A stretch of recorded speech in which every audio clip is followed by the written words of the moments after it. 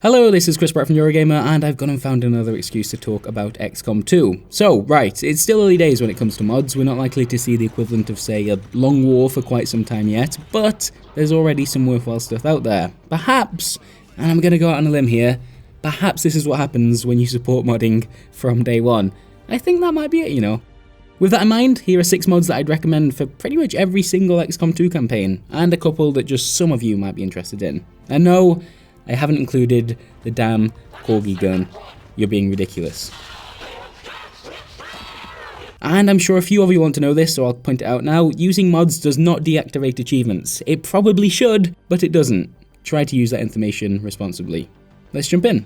Alright, we're kicking off with some quality of life changes. This isn't about adding new enemy types or any of the flashy stuff. We'll get to that in a second. First, we want to tweak a couple of things that XCOM 2 just gets a bit wrong.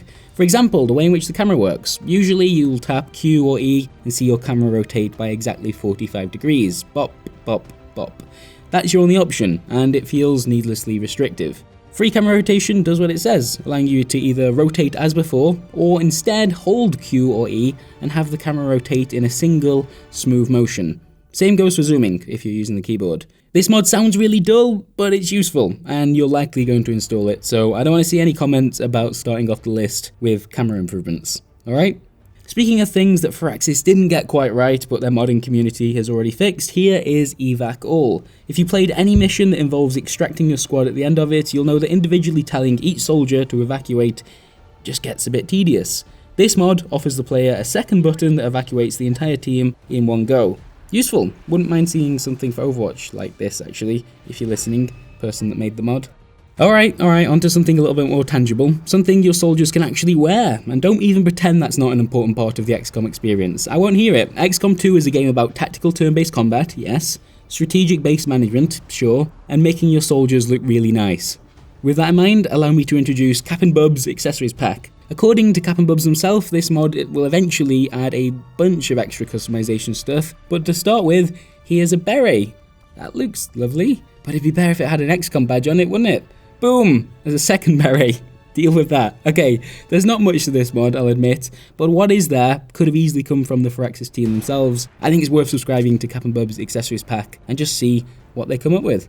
Moving on to something a little bit sexier, not that you can get much sexier than a beret, of course I'm going to include the free mods created by the team that brought us Long War. We've talked about these already in an interview I had with Jake Solomon from Firaxis and Johnny Lumpkin of Longwall Studios, and unsurprisingly, they're very, very good.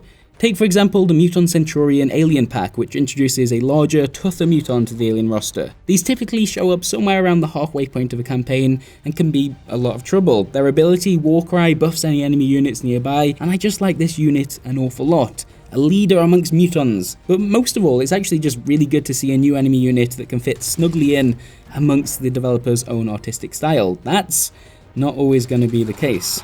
I'm looking at you, Corby Gun.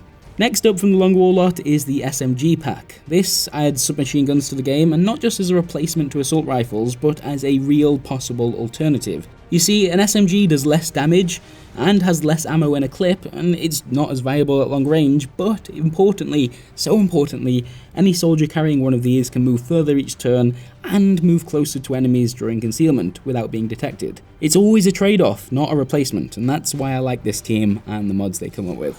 The third and final of which, for the time being anyway, is the Leader Pack. If you install this mod, you can use the Guerrilla Tactics School to train experienced soldiers as squad leaders. You'll need to spend supplies to unlock this option in the first place, and any training that you assign will take that soldier out of action for days at a time, but it can be worth it. Squad leaders will gain access to a new and additional skill tree that offers all sorts of useful abilities that usually benefit the entire team. Any soldiers that do go through this process could end up being extremely valuable. Which is why there's an additional catch. Only one soldier with leadership abilities can be in your squad at any one time. You can't just train everyone. And I think that's probably pretty smart. But really, the reason I'm recommending the Leader Pack is that it provides another way for players to invest both time and resources into a soldier that can ultimately die because of an unfortunate crit. That feels pretty XCOM, if you ask me. Alright then, that does it for the mods that I'd recommend everyone use in their XCOM 2 campaigns. In my opinion, everything that I've mentioned so far in this video is a worthwhile addition to your game, with that one exception. I'm going to wrap up with 2 final mods that I think are probably worth highlighting as well for some players, not all of you. Here we've got the disable timers and timer tweaks mods. The first removes the mission timer in the majority of non-story missions, whereas the second increases the turn limit by 4 turns. Personally, I think the addition of a timer is one of the best things to happen to the new XCOM series, as it encourages players to do things other than moving and overwatching every turn, but I totally appreciate that some of you might disagree with me there.